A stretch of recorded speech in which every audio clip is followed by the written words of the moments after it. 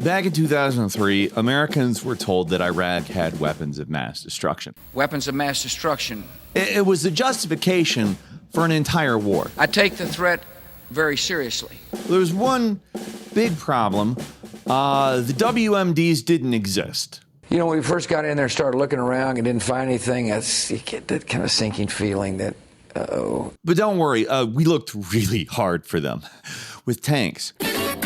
So how did so many people fall for something that wasn't true? More importantly, how can you stop yourself from falling for the next big political panic? Now, the WMD panic was one of the biggest political crises built on misinformation of all time. They lied. Okay. They said there were weapons of mass destruction. There were none, and they knew there were none. But it sure wasn't the last, and that's why I wanted to make this video. Hi, my name's Peter Coffin, and I've been watching people go off the frickin' rails lately, okay? This first month of the second Trump presidency, oh my God, people just have to hear something, and they assume that not only is it true, but it's already happened and will stay like that forever. Every day a new claim goes viral though. Trump is ending Medicaid. He's dismantling the CIA. The US is pulling out of NATO tomorrow. Some of these are exaggerations. Some are outright wrong. But do you know which is which? Stuff that goes through state programs or stuff that goes to NGOs or, for example, Medicaid have been frozen. Does this include FAFSA? My understanding is yes. This does include FAFSA. It's a constitutional crisis, a complete constitutional crisis. This is unprecedented in American history. This is absolutely insane. Like, this is one of those things that is so insane, absolutely insane. This is insane. And to my knowledge, against the law. I need you all to understand this, okay? Absolutely insane. Just insane. This country's so cooked, dude. But fear not, friends. By the end of this very video, you will have a simple 4-step system to instantly tell whether a political crisis is real or just a way to make you freak out so they can do whatever the hell they want in the background and you pay no attention to it. You see, the problem is people panic before checking if something's even happening, before looking for a primary source or asking who benefits. And if all that checks out, they rarely ask if it's actually urgent. It's almost like the media, the state, and Capitol want us fixated and afraid of certain things, like they have, I don't know, some kind of agenda or something. Now, I'm going to stop hemming and hawing around about why, and I'm going to just start off with the very first thing you should always check. Step 1. The primary source, if there even is one.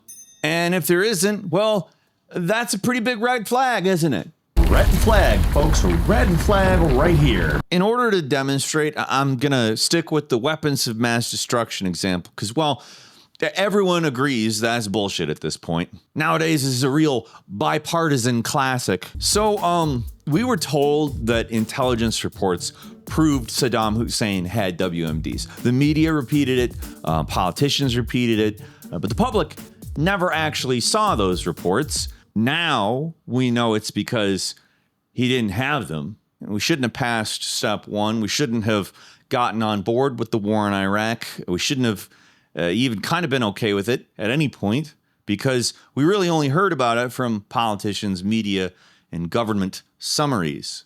Heavy scare quotes. Bush administration summarized the evidence for us, scrubbing out the uncertainties, to be clear. And if people were given the actual intelligence, they would have found that there was nothing verifiable there. I don't know, I think even a Nigerian prince would be like, this is kind of flimsy, guys. I don't know about this. So just to summarize, in step 1, we pass if you've seen the full primary document and fail it if you're reacting based on headlines, Twitter, or just secondhand summaries. Like when the Palmer report in 2016 said, oh, don't worry, they're going to overturn the election results and Hillary Clinton's going to be president. Or, you know, anything that streamers say. But even if there is a primary source and its information is completely legitimate, that doesn't mean the panic is just justified. Which brings us to step 2, is this definitely happening? Now I can write something down and I can read it to you and that doesn't make it real. Here, watch. My hog became massive. Became? Back in 2002, the Bush administration made a huge deal about Saddam Hussein's so-called WMD program. The claim was that Iraq had stockpiles of chemical, biological, and maybe even nuclear weapons that he could use at any moment.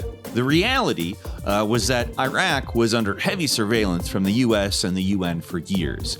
They had inspections on the ground searching for these weapons, and they weren't finding anything. The idea that Iraq had secretly built up an entire weapons program under constant surveillance didn't actually make any sense, but that didn't stop people from believing it. So we'd fail step 2 if the action required breaking existing laws, lacks some kind of enforcement mechanisms, or in the case of the WMDs, contradicts reality or what we know of reality.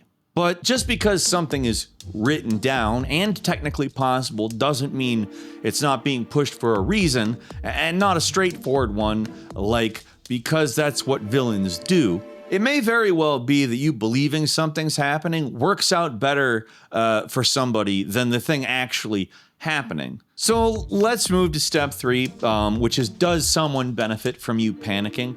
The Bush administration didn't just claim Iraq had WMDs. They used that claim to justify a war. They said we were in danger because Saddam was ready to use the WMDs on us because he hated America. We can't let the world's worst leaders He hated our freedom. hold freedom-loving nations hostage. He even hated the 2002 Spider-Man movie specifically because you could see Kirsten Dunst's nips in the upside-down kiss in the rain scene. Well, yes, but as we understand it, Saddam Hussein particularly hates sweet nips, and not just Kirsten Dunst's sweet nips, but all sweet nips. Now, they actually didn't do the Spider-Man part, but the media did amplify the message. And before long, public support for the invasion skyrocketed. But why? Who benefits from a WMD panic? Let's see. The Bush administration got a war, which allowed them to fundamentally reshape the Middle East, which was a power vacuum due to all the oil. We all know how that worked out, though. The defense industry, oh man, did they make a lot of money. And I'm not just talking like weapons manufacturers, but like private military companies. Ooh boy, did they make money. So you got defense contractors of all types making billions of dollars, and the media got 24-hour war coverage. The only people who didn't benefit were the ones who actually had to go fight and die in the war, but whatever, you know. Now, I would say we'd pass step 3 if it weren't for everything I just said.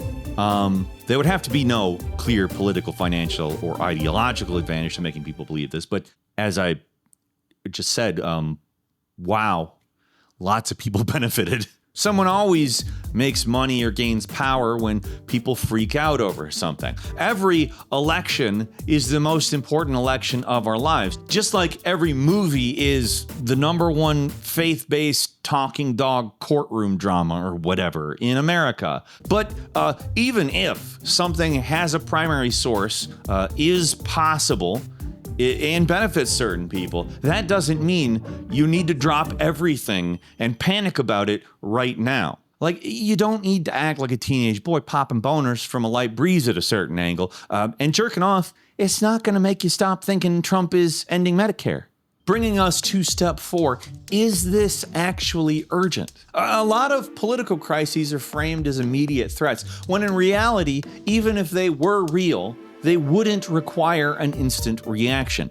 Now, the WMD thing has failed every step up until this point, but just for shits, let's run it through step 4 too. The Bush administration didn't just say Saddam had WMDs. They claimed he had them ready to go at any moment. Like, he was pacing around his office all day and night, waiting for the perfect moment to hit the big red Armageddon button he had installed on his desk. My finger is on the button. We can't afford to wait for the inspectors. We gotta act now before it's too late, man. Push the button. But the sky is not falling.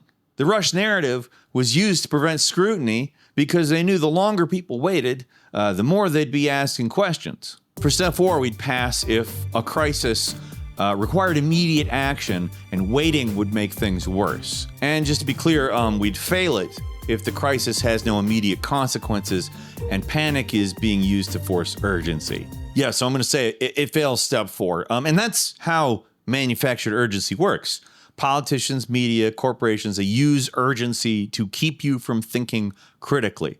If something actually requires immediate action, sure, it makes sense to act fast. But most of the time, the goal is not action, it's panic. Constitutional crisis. Constitutional crisis. Unprecedented. This is absolutely insane. So insane. Absolutely insane. Insane. Absolutely insane. Insane. And somebody's going to say, oh, you're just defending Donald Trump. You're telling people not to get mad when Trump does patently evil things. But even assuming that every single bad thing you hear about Donald Trump doing is true and real, you are less useful if all you are doing is spending every waking moment panicking.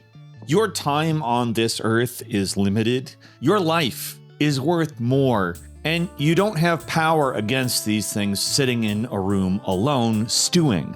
This isn't about one political party. It's not about one administration or even about any news cycle. Like, we've seen this before.